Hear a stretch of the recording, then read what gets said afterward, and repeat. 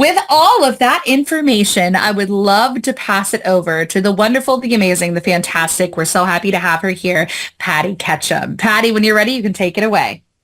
Thank you so much, Nikki. Welcome, everyone. We're going to have a meeting with several hundred of our closest friends. Let me tell you what we're going to talk about for the next hour and a half. We're going to talk about open houses. We're going to talk about showing agreements. We're going to talk about buyers that don't want to sign anything because they just met you and now all of a sudden you're acting like you're engaged to be married. We're going to talk about who's enforcing what. We're going to talk about how we got here. We're going to talk about can we have buyers tell us to only show them houses where we're compensated through the listing office of the seller. We're going to talk about agency. We're going to talk about those cute little things y'all are posting in the mastermind groups. The latest one I saw was the little key, and the little tab on it has a number written, a percentage written there. We're going to talk about those. But most importantly, we're going to talk about transparency, and we're going to talk about moving forward in our new world. And I want to start with some words of encouragement, guys. I've been doing this a really long time, since prior to this turn of the century. And when I first got started in real estate, Barnett Bank, which was a fabulous bank, oh, they were so good.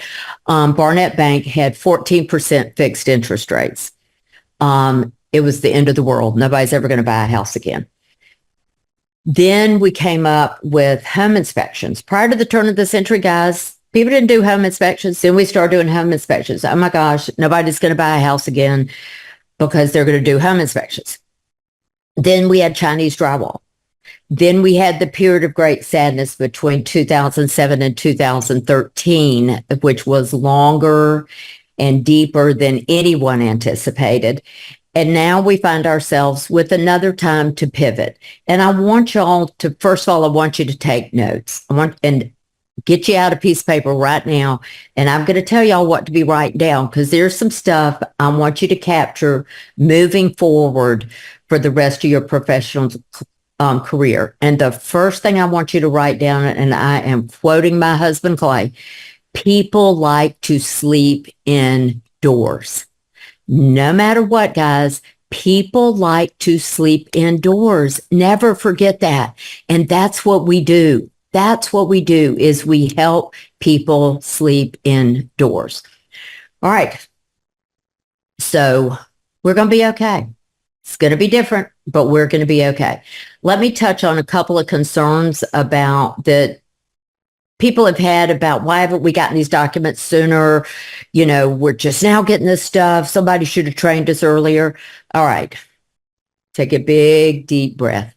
Do y'all remember when I was growing up, the only kind of service animal was a German Shepherd dog, and it was a seeing eye dog, and they got to come into restaurants. That was it. That was it. That was it. So the pendulum was way, way, way, way over here. That was the only kind of service animal. And we realized that was too restrictive. That was too tight. So the pendulum started swinging like this.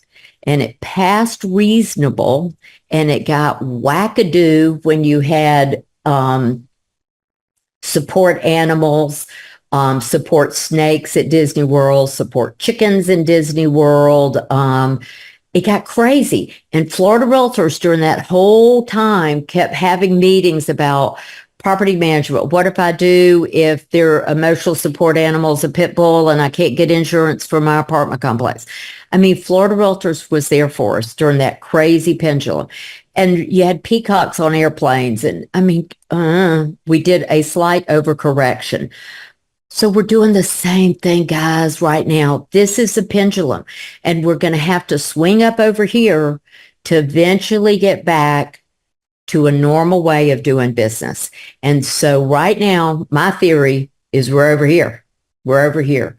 and we're probably going to have to do some overcorrection. And there's going to be unintended consequences. No matter what we do, no matter how smart, no matter how many meetings and attorneys getting together with realtors and trying to figure this out, there's going to be unintended consequences. So now more than ever, it's important for you to stay plugged in to know what are the latest forms, what are the latest frequently asked questions. Brokers, it's on us. It's on us. We have got to love on our people. We have got to let them know what's going on. And as much as we're going to be prepared today, something's going to change. And it may go a little wackadoo, a little more crazy, or we may start coming down to normal. The other thing I want to give y'all as encouragement is my understanding there's approximately 17 states in the United States that have had written buyer agreements forever. And they are just having a big old time with this because the rest of us are having a friggin' meltdown. So somehow in 17 other states, they've been able to do business and sell houses. So we're pulling from the best of those forms and trying to figure out the best way to do this. So I'm going to go over some actual forms today. And also we're going to talk about the compensation agreements.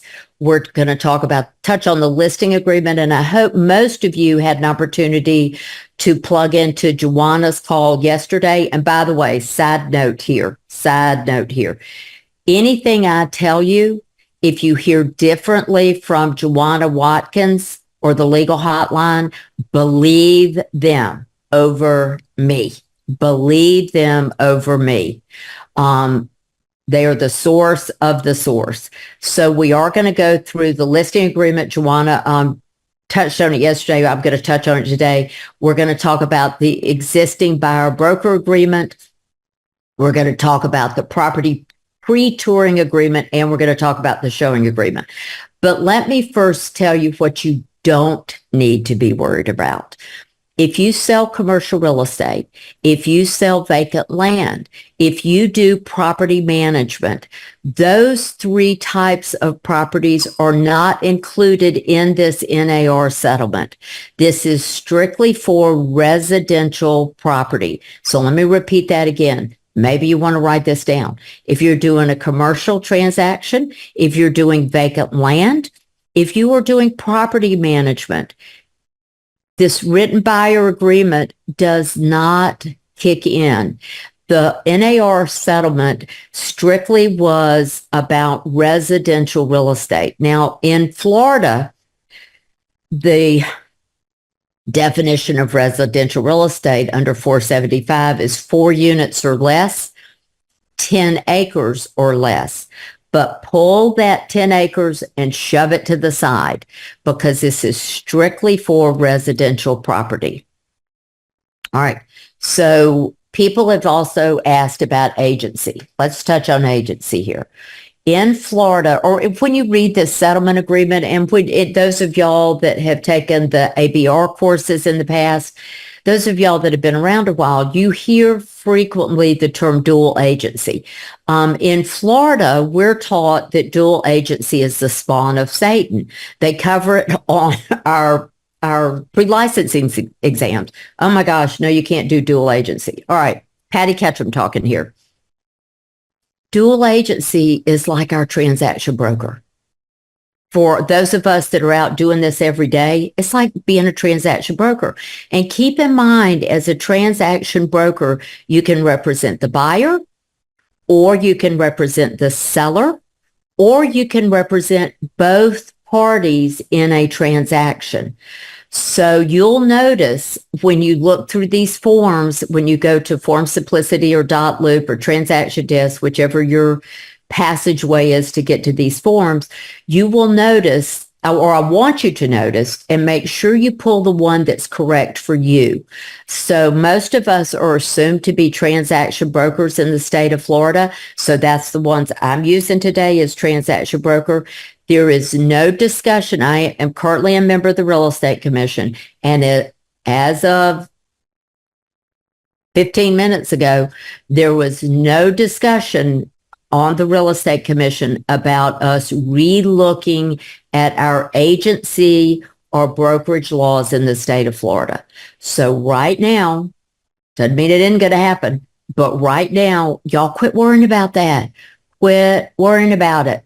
Just, you've got a form that's the written buyer agreement. You have one that Florida Realtors has provided for us. If you're a single agent, if you are no brokerage relationship, if you're a transaction broker, or you're one of the other two, and now you need to transition to transaction broker, Florida Realtors has got you covered with that. So you're going to be okay on those. You're going to be okay. So let's start out. We've talked about agency. Let's start out and talk about what these rules are and what we're dealing with. Part of the settlement agreement, and let me pause just a minute. Y'all, I'm going to use the word rules, but there are no new law. There is no new law yet. We have a settlement agreement, and part of those were things that we had to agree to. Now, please listen to me. Please listen to me. I watch these mastermind groups, guys. I see some of y'all are losing your friggin' minds and coming up with like, well, I'm going to put 3 cookies on the kitchen counter, or I'm going to have 3 pillows sitting on the bed, or I'm going to have 500 bananas stacked up in a photo, or I'm going to hide my compensation agreement in the seller's property disclosure. Stop it, stop it, stop it, stop it, stop it. Because here's what's going to happen. The Department of Justice is going to come after you, and then you're going to have a lawsuit, which I'll be teaching about along with my fellow instructors at Florida Realtors. That's the Department of Justice versus your last name and the name of your real estate company. And then we'll have a new law, because when you get sued for doing something that is against the settlement agreement, then that law will set precedent, and then we'll have the rule from then on. And the GRI will be talking about the rule, because it'll be Department of Justice versus your last name. Probably not going to go well. So here's what I would highly recommend. All these mastermind groups, all this stuff like that, guys, take a break, back off. Back off. So let me tell you what you can't do and what you can do. You can have a sign in the yard that says, listing office will pay 500 bananas to buyer's rep. You could have a sign in the yard that says, seller will pay 1,000 bananas to whomever brings the buyer, as long as they're licensed. Their licensing law still counts. You can have forms on the kitchen table. You can announce it on your website. You can get a billboard that announces what the compensation is. 123 Easy Street, 500 bananas to office that brings the buyer. You can have any of that stuff. Part of the settlement agreement was to encourage total transparency on what we do and how we're compensated for doing that as people that represent buyers. So we don't have to be sneaky snake. You can use that. The cutest thing I saw lately was the key with the little tab on it. Use it. That's fine. It's absolutely fine. I've heard people saying, well, I'm going to have it inside the super box. Why put it in the super box? Tape it to the door. Guys, transparency is the key word. Here's where it's no longer transparent. You cannot use MLS, your IDX feed, which is Internet Data Exchange, that feeds your MLS. You cannot have any of that information about compensation coming through your MLS, period. And that's a hard period. So, and when you read the settlement agreement, it says you can't have any reference directly or indirectly. So let me answer some of the questions that y'all may have had. In the agent-to-agent remarks, in the confidential remarks, can I say, here's the link to Ketcham Realty Group's website for further information? No, No, no, no. Don't do it. Do not do it. I've heard of people saying, well, I'm going to hide the compensation agreement in the pages in the seller's property disclosure so everybody will know that's where I put them. No, no, unless you want to get into the GRI books. I mean, great. If you want to be the person that's in our GRI books in the future, go right ahead. Make sure you run it by your broker first, though. So all this stuff where we're manipulating ways to get that message across, guys, it can be 100% transparent. It can be completely public. What it can't be is pulled through MLS. Hard period. So what you'll see most MLSs are doing, and keep in mind there's several MLSs that serve the state of Florida. So you've got several different MLSs that are setting up their own rules and their own enforcement. The enforcement of this part of the settlement is going to fall on the MLS that you use. So you need to contact your board, contact your local board or association. They're always your first stop after your broker, but reach out to them, but find out what is the rules, what are the new guidelines from your MLS provider. Some of them have come up with some pretty hefty fines. I mean, they're not playing. They are not playing on this. Most of the MLSs that I'm aware of have removed the data fields completely that show compensation. Now that means if they have done that, if they've removed those data fields, that blanket that removed the data fields fell on commercial, vacant land, and any rentals. So keep in mind, I can only speak to my MLS, the one I use, but I'm thinking, if not earlier, come the morning of August 17th, you're going to go look for compensation. It's not going to be there. It's not going to be there. That's part of the settlement agreement. So even though the settlement agreement, as far as the written buyer representation and the compensation, did not affect commercial, vacant land, or rentals, my gut is for most MLSs, those data fields have been removed for all types of property. Okay. Well, what about showing time? Nope. Can't have it on showing time. What about Zillow? Nope. Nope. Nope. Nope. Nope. Nope. So how do we tell each other? How do we tell each other? And I'm quoting Joanna Watkins here. We are clever, smart people. Well, y'all are. We're going to figure this out. But what you can't do is figure it out sneaky snake. You cannot be Slim Shady and think you've come up with something. And maybe you have. And if you have, that's wonderful. But you run it by that legal hotline first. Please run it by the legal hotline first. So one other thing is I want to, I'm making myself notes, so I'll remember to tell y'all stuff. And I've just written down the word E&O because we're going to talk about that when we come to enforcement also. So I just want y'all to realize total transparency on the compensation we're offering each other as a listing broker to a selling broker in my listing agreement with the seller. There is still compensation. And I'm going to have that discussion with my seller. It's always been negotiable. It is going to be negotiable when we have that conversation.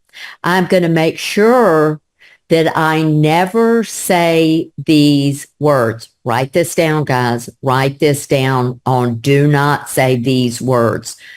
No one will show your house if you don't offer compensation. Do not let those words come out of your mouth. Do not do that. They are looking for that. So you're going to have a conversation with the seller, and maybe it's going to go something like this.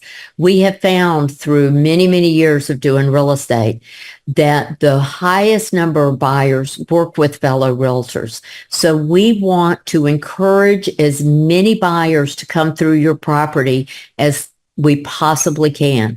And we want to encourage those realtors that have been looking for buyers to come through your property. And I am happy to do you a seller's net proceeds because I can do it on a napkin. And to show you, if you offer compensation to buyers' representations, this is what we could net based on the offer you got. So sellers will make decisions on if they want to offer buyers compensations through the listing office, which is what most of us have done all along. So that part of the listing agreement is going to stay the same. Also, you may have a seller that says, you know what, my house is so fine. My house is so fine. I don't have to pay a buyer's representative. I'm not going to do that. I'm not paying a buyer's representative. So what they're going to do, and that's their choice, guys. It's always been negotiable. So let's assume that they're successful in selling it that way. It is what it is. But what if 4 months from now, and guys, in many parts of Florida that I've had the opportunity to talk with y'all are already switching to a buyer's market. You're already switching to a buyer's market. And just between us girls, it's about time. It's about time. The buyers need a break out there. So we're seeing a shift in many markets towards a buyer's market. So that house is now not sitting out there 4 hours or 4 days. It's sitting out there 4 months. And by the way, according to NAR, a balanced market, a healthy market, is between 4 and 6 months of supply. So from the time you put your house on the market till it sells in a healthy market is between 4 to 6 months. So I think we're going to see more of that. So 3 months from now, 4 months from now, the sellers, and y'all, we get these conversations all the time. Please go out, my listing agent, and reach out to fellow realtors and tell them to bring us any and all offers. Tell them, really encourage offers. And at that point, even a seller that has said in the listing agreement, I'm not offering compensation, always remember, we're to bring them any and all offers unless told in writing not to by the seller. We're to bring them any and all offers. So I would encourage you at the listing appointment to say, I want your permission, Mr. and Miss Seller, to bring you every offer, even the ones that have compensation tied to it for the buyer's rep. Then we'll do a seller's net proceeds and let's see if it gets us where we are. So let's take a minute and let's look at these compensation agreements. So how do we protect ourselves in that listing part of this? All right, you have your listing agreement and the normal listing agreement, and Joanna Watkins yesterday went over some of the changes, and I want to make sure I'm making myself a note on section 3 of this. I want to revisit that on the listing agreement. But let's look at this compensation agreement. I'm pulling this from Form Simplicity, from the seller's broker to the buyer's broker. In this situation, I love this. First of all, thank you, whichever committee had this with a big font and lots of white space. Thank you, thank you, thank you. All right, you've got your seller's broker. This is the listing agent. You've got the buyer's broker. This is the person that's representing the buyer, or they're doing it on behalf of their broker. Remember, the listings and the buyers typically belong to the brokers. So you're going to have those of us that are brokers are going to have discussions with our sales associates and our broker associates on how much flexibility we want them to have as your best practices on signing on your behalf on these things. So you've got a property address, 123 Easy Street. We've just listed 123 Easy Street. I've got the buyer's name. You could leave this blank. The compensation takes effect once there is a fully executed contract. So once we have a fully executed contract, when we go to closing, there is It lasts for a period of time. It's totally flexible on what period of time works best in your situation. Once again, if you go under contract, just as in our listing agreements, this will carry through past a termination date if you're under contract. It's going to be important that we read these things. Here is the compensation that as a listing office, I will pay to you. I'm being paid by the seller, and then in turn, I am paying you. And I will pay you one of several ways. We could have a flat fee. We could have a percentage of the purchase price plus what if you have a transaction fee? Some brokerage firms have that. What if there's a selling bonus? We have 1,000 bananas selling bonus. You could absolutely add that under other terms. And I want y'all to realize the power of this here. You could make copies of this based on your listing agreement between the broker and the seller, what we've always had, that promise of compensation.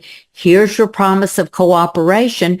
And you have that on your website. You have that copied and sitting at the house because I want you to notice it is house specific.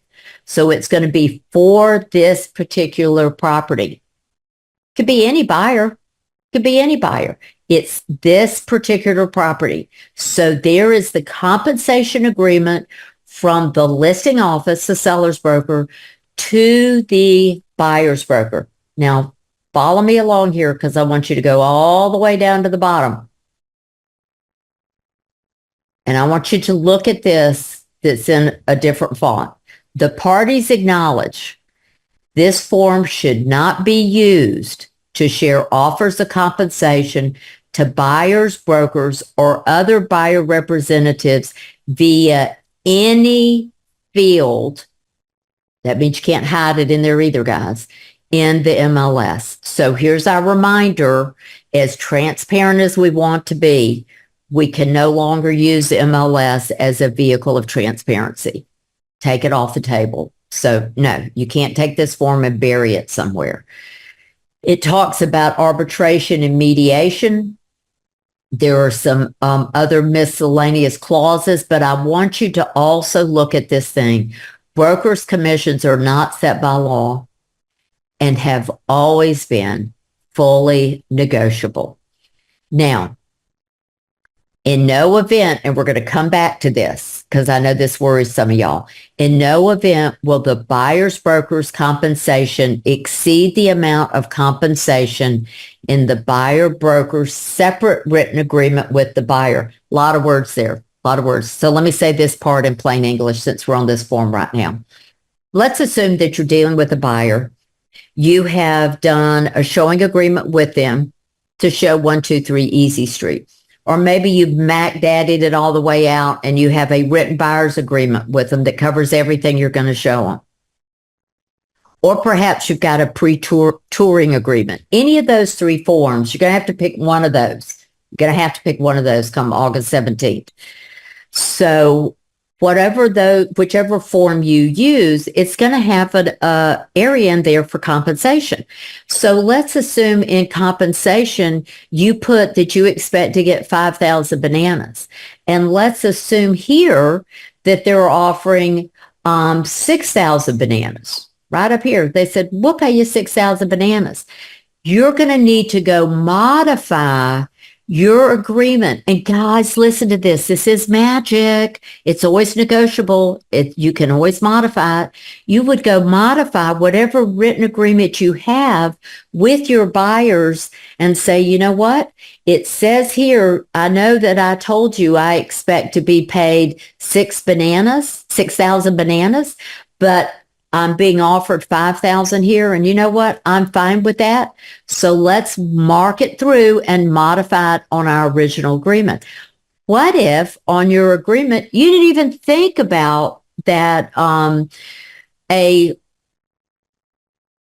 now my mind is totally gone blank. You didn't even think about that the bonus, and they're giving 1,000 bananas bonus to this. And oh my gosh, you didn't even think about that in your agreement, that written agreement with your buyer. So you would come back and you would modify that written agreement so that the buyer is aware of how much you're being paid and that they're okay with this. And the way there's modification forms, or you can clearly just mark through it and modify it. So keep in mind all of this. One of the hugest lessons to bring through here is this has always been negotiable, always. So let's relook at what this form is for.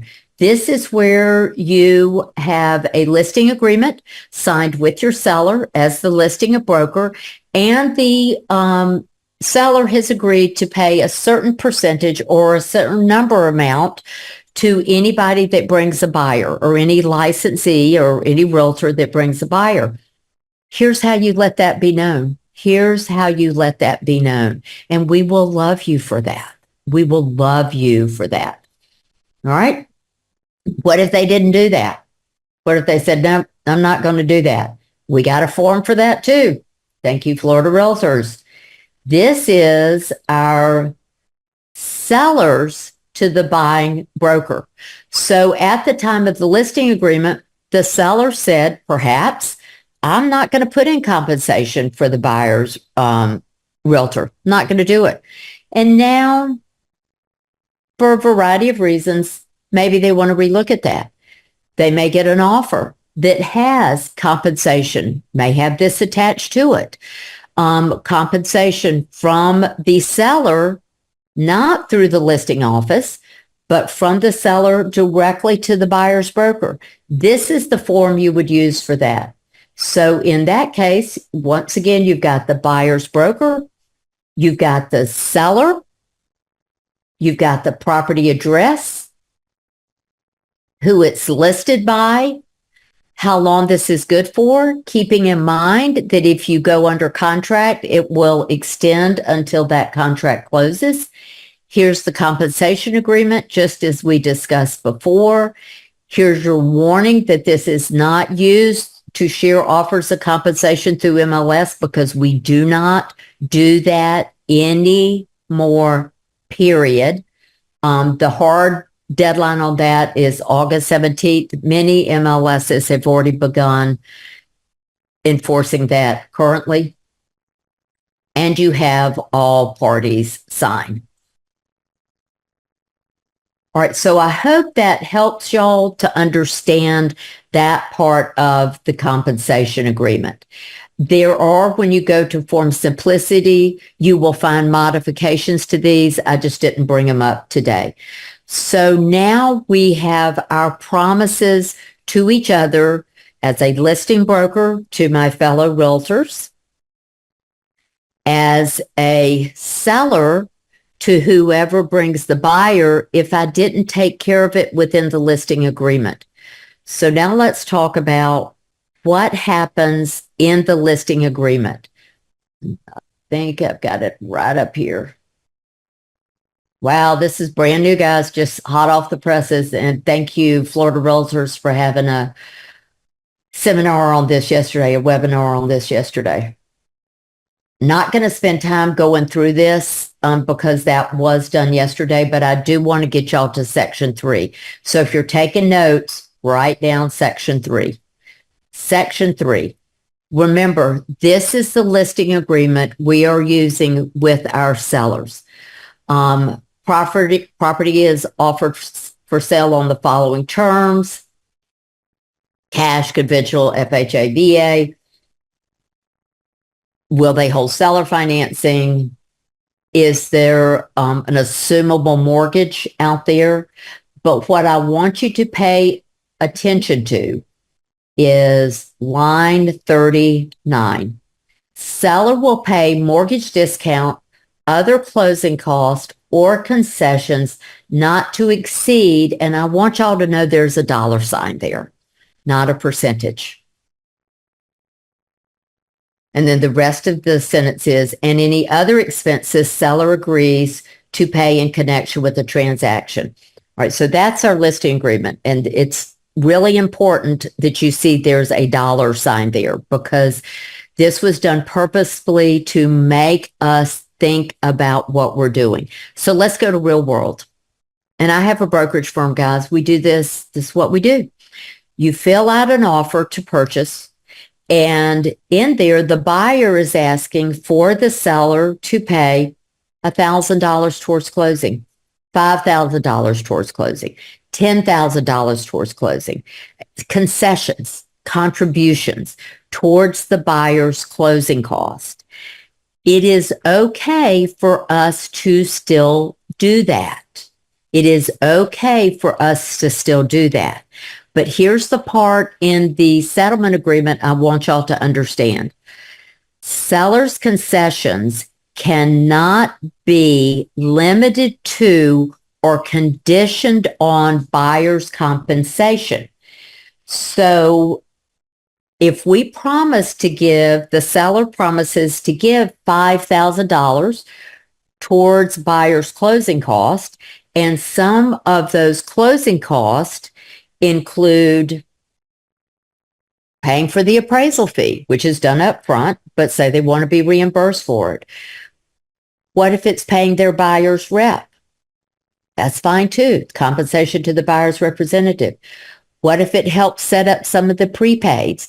There's certain things that are going to be cost to the buyer. And if the seller is contributing a hard number towards that, that's perfectly okay. The thought process on not putting a percentage in there is they did not want us to at all be construed as making this conditioned on the buyer's compensation.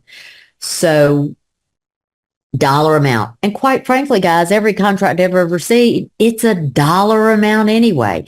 And once again, all of this is negotiable. So let's answer the question. Is it okay to put a request for compensation for the buyer? Let's assume it's not covered in the listing agreement. In the listing agreement, the seller did not promise to pay. If they did, you would have used one of those forms, and you would share that as the listing agent. You would share that with whoever brings the buyer as the buying agent. I'm going to call you and say, I want to show 123 Easy Street. Do you have compensation for me set aside? Side note here, guys, the commercial world has been doing this for years. Okay. This is how they do business. So we're going to look at them and model ourselves after them. So I want to show 123 Easy Street.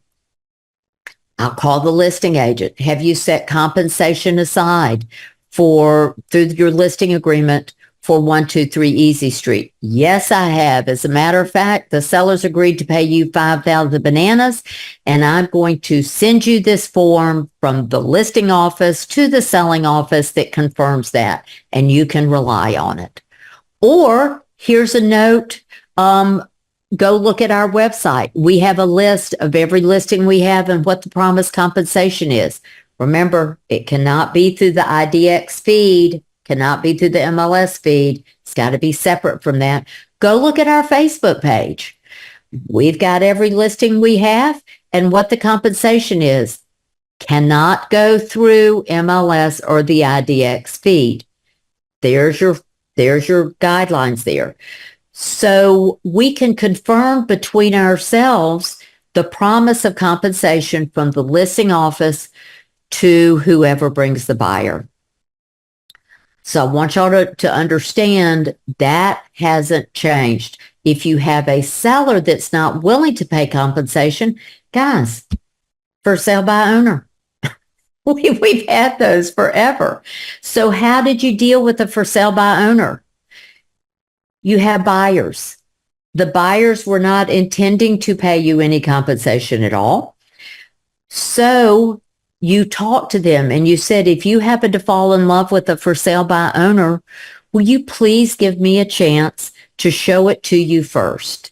Because one of the things we want to do is never put up a barrier or never filter what our buyers see on their opportunities to obtain home ownership. That's not what we're about.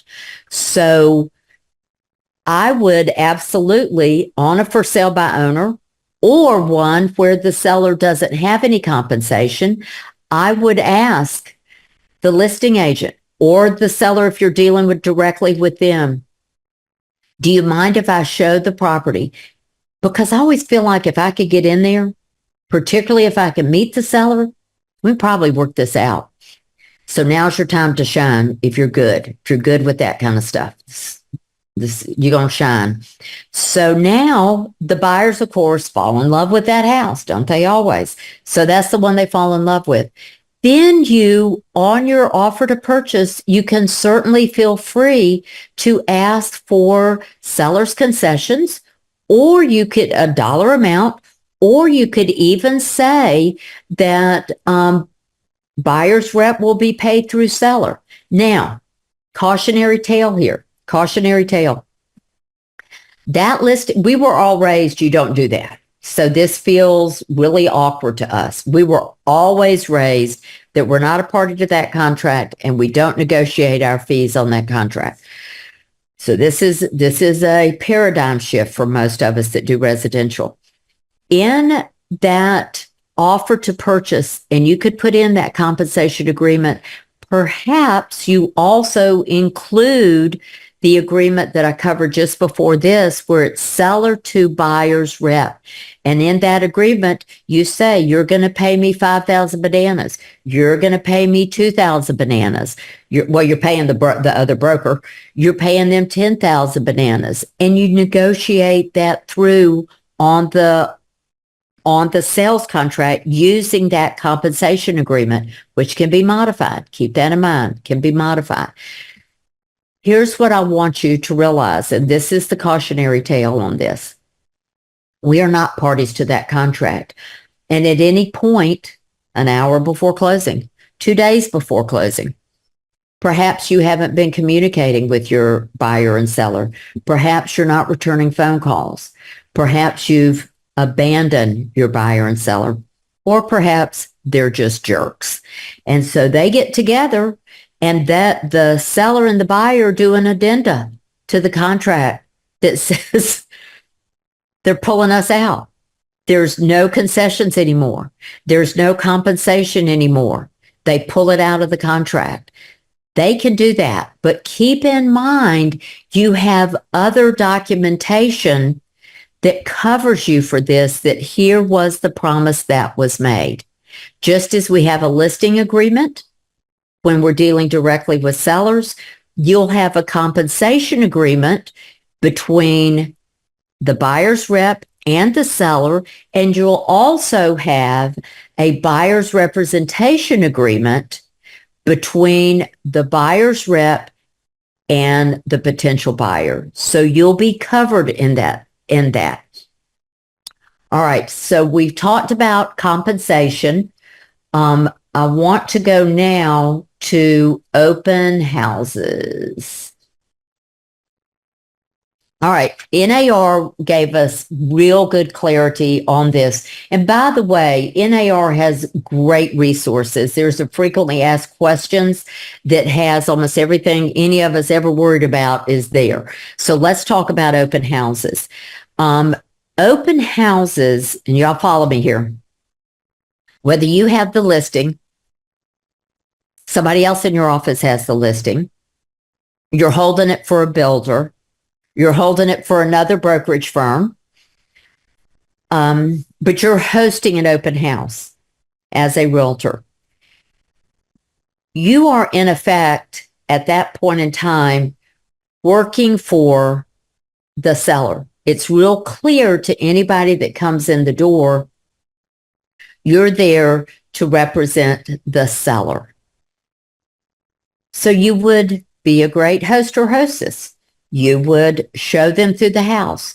You do not have to have any kind of written agreement to do that. Let me say this again. Write this down. At an open house, for you to host on behalf of a seller, an open house, you do not have to have a written agreement with any buyers that come through. But every single buyer that comes in that door, and y'all, we should have been doing this anyway. We need to be clarifying and ask them if they have a written agreement with another realtor. Now, it always drove me crazy at open houses where people go, well, you need to ask them if they're working with another realtor. It sounded like a big old spider monkeys jumping on people. Couldn't stand that stuff. So one of the things that y'all can steal every idea I give you, steal it. I got them from other people smarter than me. When you are doing something like this at an open house, I'm a little more soft touch. And so one of the things I like to say is, please let me, welcome to the open house. Please let me know what realtor you're working with. And I'm happy to send them the information if you want further information on the open house. I just assume people have realtors and are represented by them. Now, let's assume that they tell you, they hang around the open house, they come up to you later and say, you know, we really don't have a realtor. We'd like more information on this house, or we would like a house just like this, but without a pool. And so you need to go deep. And this is often called the buyer's counseling session. And that buyer's counseling session needs to be pretty in depth as that relationship builds. And I want to take a moment here and talk about fair housing. One of the benefits to this is it protects us also. So when you are working with a buyer or seller, keep in mind what you do for one, you do for all. And keep in mind, as a member of NAR, we not only have the federally protected classes, we have sexual identity and sexual orientation, or 2 additional classes. But y'all, nowhere is creep or liar a protected class. So guard your heart, guys. Use this to guard your heart. Because we know, what other profession in the world advertises on social media, I'll be out in East Egypt on Sunday from 2 to 4, follow the balloons, and I have snacks.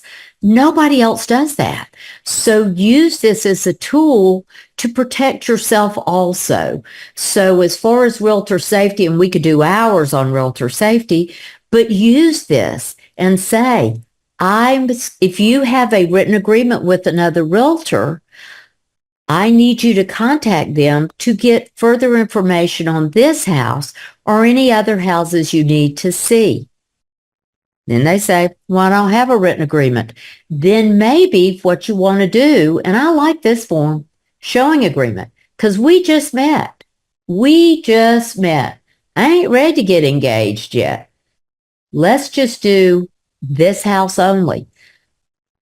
It's between the consumer, and they use the word consumer now, that's your buyer. It's between the consumer and the broker. There is a termination date, and y'all, that tracks Florida law. Our listing agreements under 475 have to have a termination date. There's a termination date on this also. So I just want you to keep in mind there is a date to terminate. Also keep in mind, any of these forms allow us to break up with them, and it allows them to break up with us, just as we have on our listing agreements. So we just met. Let me show you more about, and you've told me, Mr. and Ms. Buyer, that you do not have a written agreement with a fellow realtor. Let's go look at this house. Or tomorrow, I'd love to make an appointment with a house like this, or a house that you told me you're looking for that has a pool, doesn't have a pool, higher price, lower price. Let's go look at 2 or 3 houses tomorrow. You write those down here. All this is, guys, is a showing agreement. This is not we're engaged. This is we're checking each other out. We're just starting to date. So we have promises that we make to them. And one of the promises, and I want y'all to pay attention to this, you're promising to be professional. and you're promising to have a skill set. And the only way you can be professional and have a skill set is to become competent in our contracts and in our code of ethics. And that competence is going to build confidence. So you're promising them you're going to take care of them. You're also promising them that you're going to be the source of the source, not the source. So it talks about third-party vendors there. It also talks about fair housing. It also says that let me see if I can find it, that if they fall in love with this property, that we are going to cooperate with whoever has it listed. So this is our promise to them. Here's their promise back to us. They're going to contact us. If they decide they like this house or these houses, and I would use this for just a few houses, guys, because after a few houses, you know, and they know if this is a love match and if you want to move forward. So on this, you're asked, and go over this with them. Say, if you have any interest in this house, you're going to contact me and I'm going to represent you in the negotiations on this. You are going to cooperate with whatever service providers, including a lender that is going to work to get us to a closed transaction. Okay, here's a little trick, guys, and I love this part. If you look right here, where is it? Oh, okay. Consumer authorizes broker to run a credit check to verify consumer's credit information. Patti Ketcham ain't running credit check, so nobody know how.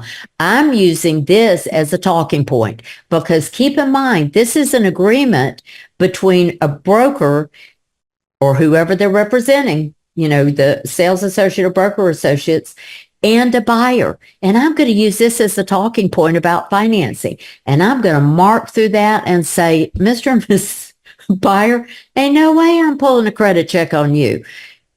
Here, now y'all, if you want to, you can do it. You do your best practices. I ain't pulling a credit check. So I'm going to mark through this and this is going to trigger me to say to them, one thing I can tell you from selling real estate for years, there could be a house on the market for 6 months and nobody's looked at it. Not one soul has looked at it.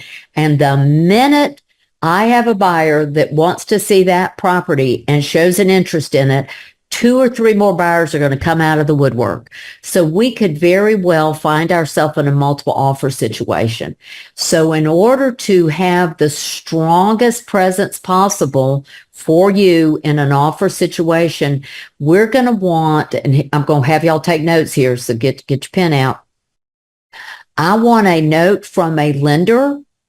And I'm going to give you 3 names, three names of lenders I know and trust, 3 names.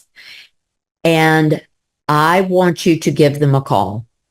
And what we want is a letter that says, here's where I want y'all to write notes, that they have reviewed your credit, so they've pulled your credit report, and also that they verified your income. Now, the important thing for you to know, Mr. and Ms. Buyer, as soon as they pull your credit, it's going to ding your credit report. It's going to ding it.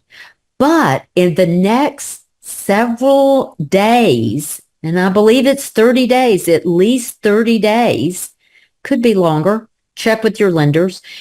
Any other lender that pulls your credit is all going to fall under that same ding. So if you don't like lender number 1, go to lender number 2.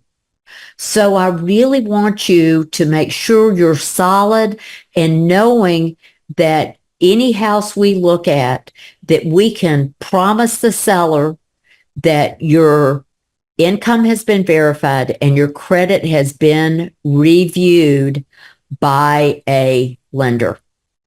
I'm not going to do it. They're going to do it. So use that as a talking point if that works for you. It talks about our compensation, and it has right here what our compensation is expected to be. Very similar to what we looked at on the other forms. You can charge a retainer. Y'all do your best practices here, whatever, get with your broker, and brokers, we need to address this. If you're going to charge a retainer, what does that look like? As a member of the Real Estate Commission, I have a story for you. 2 or 3 months ago, we had a poor orphaned realtor there. She did not know her broker's name, y'all. I'm not kidding. I asked. She didn't know. And she had a buyer write her a check made out to her for a retainer. Made out to her. Okay. Big problem. This has to be made out to the broker. Has to be made out to the broker. Things did not go well for her, needless to say. So if you are going to do a retainer fee, brokers, y'all need to have a discussion on what this looks like. What this looks like. Patti Ketcham ain't going to do it. So I'm marking through that and having them initial that too. But that's me. Additional terms. Here's what I want y'all, and I see the frequently asked questions, and thank y'all, those of y'all that are sending me text and emails. Please, please, please be real clear here. And you cannot, if you notice, this does not allow for a range. This does not allow for between 6 bananas and 8 bananas. You cannot do that. No range is allowed. Those of you that took ABR courses in the past, we were taught you could put in a range. Take that off the table. Based on the settlement, no more ranges. It has to be very specific. But, and I hope this is worth you signing on for, please listen and take notes. And I'm going to say this 2 or 3 times. It is okay, but you have to listen, guys, to everything I'm telling you here, not just the part you want to hear. All right. It is okay for you, perhaps here or somewhere else on the document. Keep in mind, this document can be modified between the parties, but maybe here is where you want to put something like this. Buyer instructs realtor to only show properties where broker or buyer's representative's compensation is paid through listing office or seller. I'm going to say this again. Buyer instructs realtor to only show properties where buyer's representative's compensation is paid through the listing office or the seller. Now, why would we do this? Here's the reality. There are first-time home buyers. There are people using FHA. There are veteran buyers. There are people that, as much as they love you and want to compensate you, and you have earned their trust and loyalty, quite frankly, it is not going to happen. They can't do it. They're going to doing a gift letter through FHA for mom and dad to help do the down payment. They're using SHIPS funds for part of the closing costs. It is not an option for them. In this situation, it's going to make it really clear. So let's do this again. Buyer instructs realtor to only show properties where buyer's rep compensation is paid through listing office or seller. Now, you please listen hard to what I'm going to tell you here, because this is the part where you're going to get sideways. When they instruct us with that, our obligation over and above those written instructions are to show them any properties that fall within what they've told us their wants and needs are. So you need to have a conversation with those buyers, and you need to have it real clear where they will testify on your behalf, if it comes to it, that you're going to say to them, what do you want me to do if I see something in MLS that has no compensation for me? I've called the listing agent. They've said the seller is not going to offer compensation. I would love your permission, Mr. and Miss Buyer, to still show you that property anyway. Pass on that information to you. Because guys, here's what I want us to realize. We never know what call anybody got, a buyer or a seller, the night before that has totally changed what their plans are going forward. So as listing agents, we can have sellers that say to us, and how many times has this happened? All day long. By gosh, I'll never sell a house for boom, less than this. And something happens. This is always negotiable. Do this like this. Encourage your buyers to see any properties that at all qualify under what they are looking for. And that you make sure that if there is no compensation for you, that perhaps you try. Perhaps you make an offer with that compensation agreement between the seller and the buyer's broker. You would use that compensation agreement. And if y'all cannot negotiate this out, then you lovingly back out. You lovingly back out. Put those buyers on your prayer list. No one has said that we have to work for free. Please understand that. No one has ever said we have to work for free. I'm going to go over those words again. Buyer instructs realtor to only show properties where buyer's representative compensation is paid through the listing office or the seller. Hopefully, for many of y'all, you went, this is okay. I can do this. All right.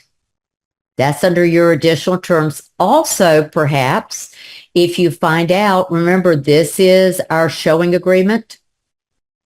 You're showing 3 different properties, and one of them you find out has a bonus. You could add the bonus right here. Keep in mind, this can be modified. It's an agreement between the broker at their instructions and the buyer. This agreement can be modified as long as you do it legally. It's okay to modify this stuff. So we talked about the retainer, talked about additional terms, dispute resolution. Okay, this threw me until I listened to Joanna do it for the second time. First time it didn't sink in. Second time it did. The way this defaults is we're going to say that in our big agreement, it's mediation. But this also says that if we choose arbitration, each party will need to initial. If you choose arbitration, this is not acknowledging that you're going to arbitration. This is if you choose arbitration. You can choose mediation, you can choose arbitration, or you can choose to go to court. So keep in mind here, this arbitration is if you're going to choose arbitration, you'll want to initial that. Brokerage commissions, you will see this as a continuing theme through all of these, are not set by law or fully negotiable. Broker may not receive compensation from any source that exceeds the amount or rate agreed to with consumer.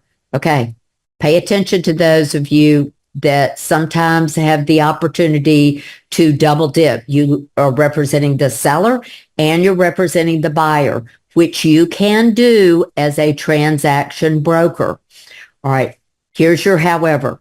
However, consumer agrees that broker may receive separate compensation from the owner of the property, because perhaps you have it listed, rendered to owner by broker for services, rendered to owner by broker for which consumer will not be responsible. So it's your listing. You get a call on it. You get a call.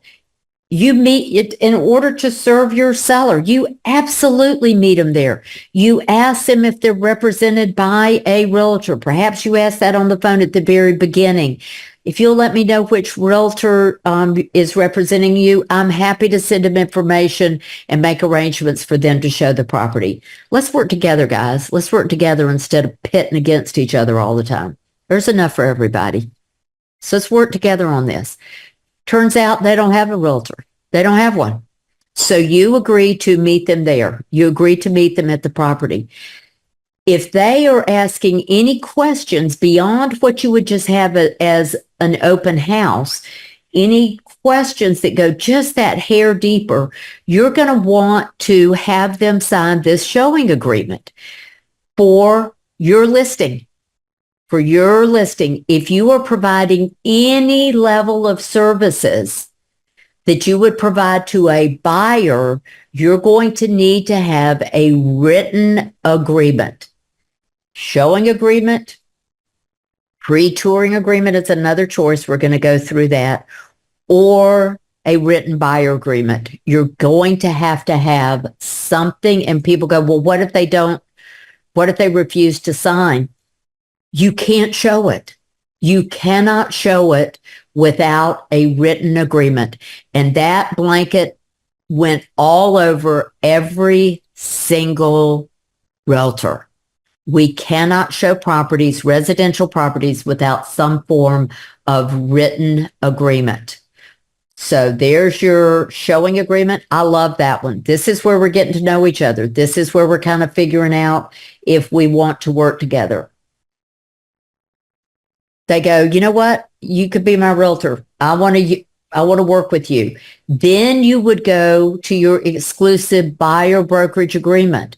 This is the Mac Daddy. This is one type of property, residential, location. Guys, make sure you can provide service. Maybe it's by zip code. Maybe it's by county. Maybe it's by areas. Maybe it's, where you have geographic competency is where you are promising to use your professional knowledge and skills. So you use this wherever you are geographically competent.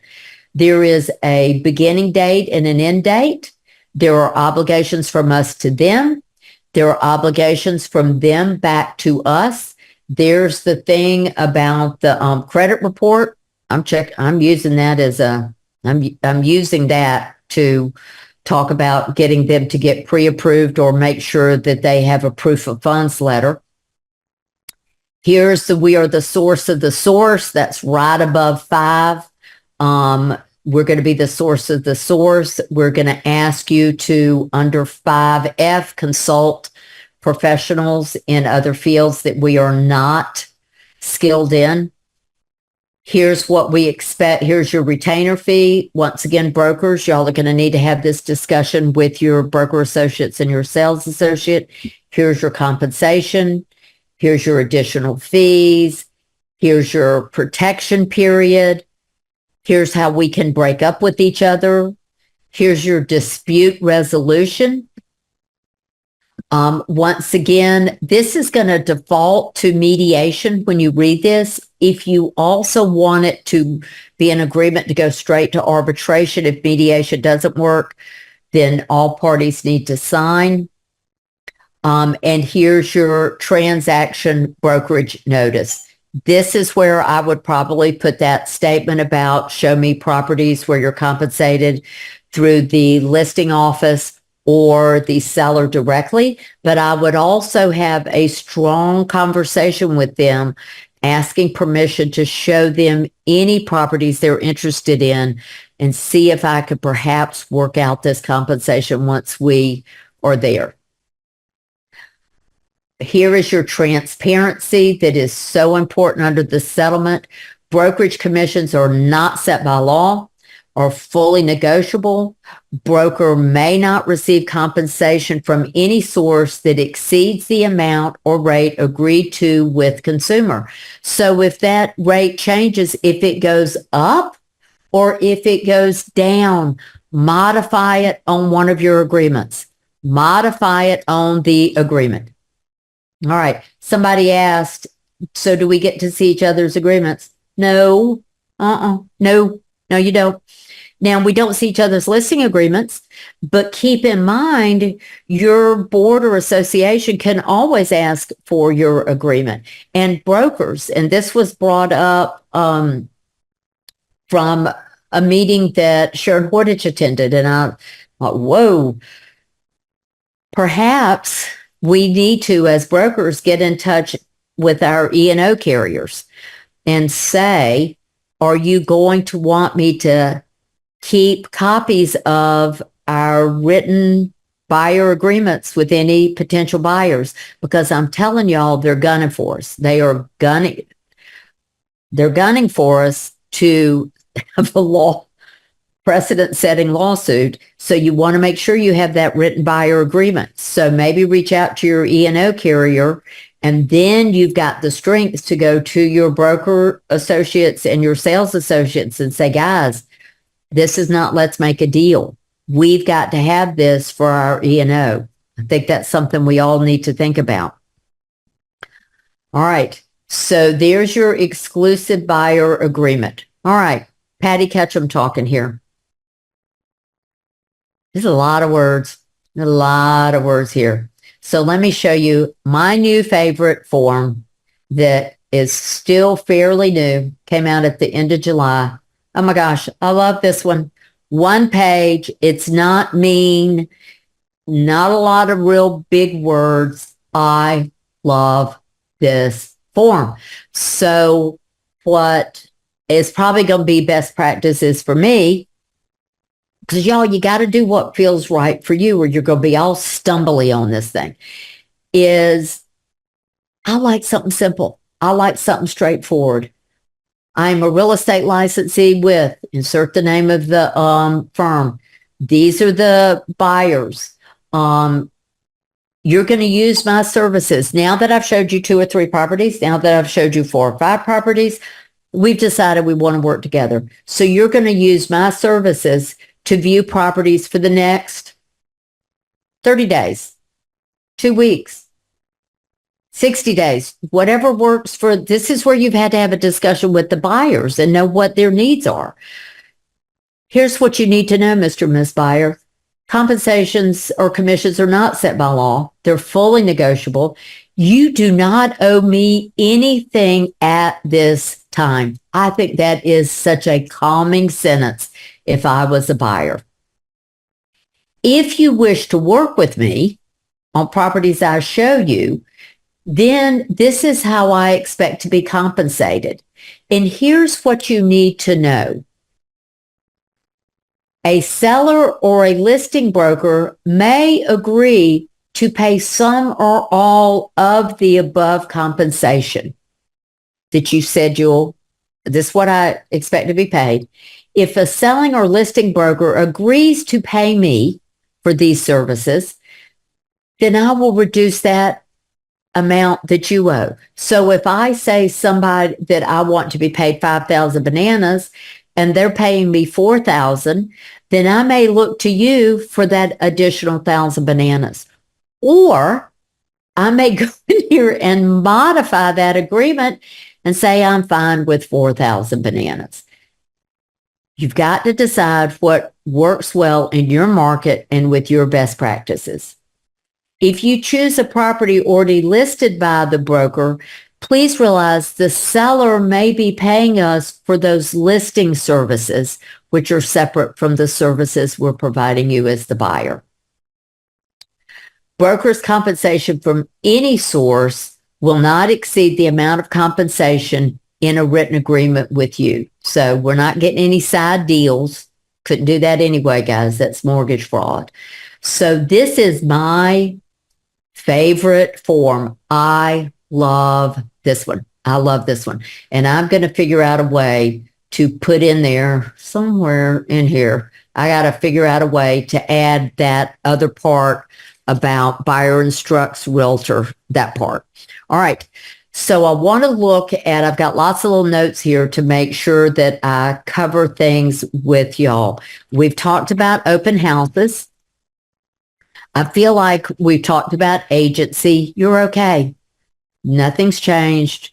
You're good to go. You're good to go at this point in time. So how is this going to be enforced? How is this going to be enforced? It is going to fall on the MLS, that is your MLS, to enforce many of parts of this agreement. How each individual MLS chooses to enforce that, we're going to find out. We're sure going to find out.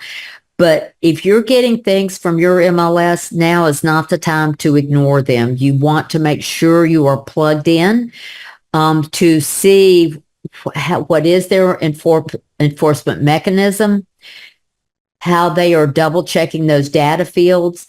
Because from my visits and talks around the state, some of these fines are going to get your attention big time, big time. So brokers, some of these fines include them cutting off our feed, our MLS feed, if our feral children are misbehaving. So brokers, we gotta be watching this, and we gotta make sure that our broker associates and our sales associates know exactly what's going on.